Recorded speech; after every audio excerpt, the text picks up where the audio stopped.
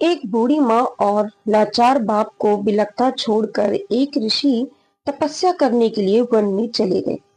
तप करने के बाद जब ऋषि उठे तो देखा कि एक कौवा अपनी चोंच में एक चिड़िया का बच्चा दबाकर उड़ रहा है। ऋषि ने क्रोध से कौवे की ओर देखा। ऋषि की आंखों से अग्नि की ज्वाला टूट पड़ी और कौवा जलकर वहीं खत्म हो गया। अपनी इस सिद्धि को देखकर ऋषि फूले नहीं समा रहे। अहंकार से भरे हुए ऋषि मठ की ओर चल पड़े और रास्ते में ऋषि एक दरवाजे पर जाकर भिक्षा के लिए खड़े हो गए। उनके बार बार पुकारने पर कोई बाहर नहीं आया तो ऋषि क्रोधित हो गए। उन्होंने फिर पुकारा, पर इस बार आवाज आई, स्वामी जी ठहरिए, मैं अभी साधना कर रही हूँ।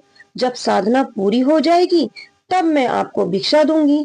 अब ऋषि की क्रोध की सीमा पार हो गई थी। ऋषि क्रोध में आकर बोले, दुष्ट, तुम साधना कर रही हो या एक ऋषि का अपमान कर रही हो? जानती नहीं कि इस अवहेलना का परिणाम क्या हो सकता है? भीतर से उत्तर आया, मैं जानती हूँ, आप श्राप देना चाहेंगे, किंतु मैं कोई कौवा नहीं जो आपके प्रकोप से जलकर नष्ट हो जाऊंगी। जिसने जीवन भर पाला, मैं उस माँ को छोड़कर तुम्हें भिक्षा कैसे दे सकती हूँ? ऋषि का सिद्धि का अहंकार चूर चूर हो गया।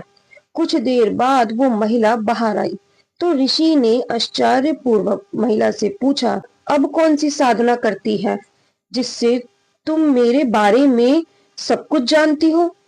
उस महिला ने कहा, महात्मन, मैं अपने पति, बच्चे, परिवार और समाज के प्रति कर्तव्यों का निष्ठा पूर्वक पालन करती हूँ।